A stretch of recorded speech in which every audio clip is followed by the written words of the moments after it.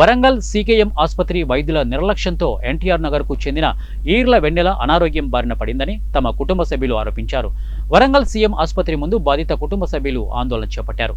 ఈ సందర్భంగా బాధిత కుటుంబ సభ్యులు మాట్లాడుతూ ఈ నెల 11వ తేదీన ప్రసవం కోసం సీకేఎం ఆసుపత్రికి మా కోడల్ని తరలించినట్లు, ఇక్కడ వైద్యుల నిర్లక్ష్యంతో తాను ఎంతో ఇబ్బంది పడినట్లు పేర్కొన్నారు. తక్షణమే నిర్లక్ష్యం వహించిన డాక్టర్లపై చర్యలు తీసుకోవాలని బాధిత కుటుంబ సభ్యులు డిమాండ్ చేశారు. మరి హాస్పిటల్కు తీసుకురావడం జరిగింది.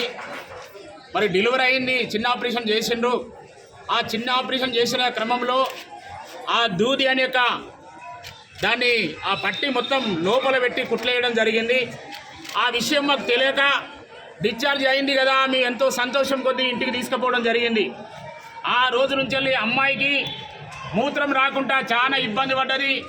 కడుపు ఉబ్బి మరి 4 రోజులు చాలా ఇబ్బంది పడింది.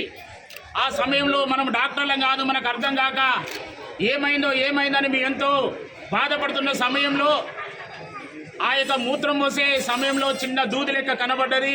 మా మిస్సెస్ చూసింది. మరి ఇది ఏంది అని మిల్లది బయటికి వెళ్ళడం వల్ల ఆమె తట్టుకోలేక నొప్పులకు అవస్థకు భరించలేక నేను చనిపోతా అని ఆ రక్తస్రావమై చేయాలి. ఆ రోజు హోలీ పండుగ ఉన్నది, ఎక్కడికి పోదామని ఆటో కూడా దొరకని పరిస్థితి ఉన్నది.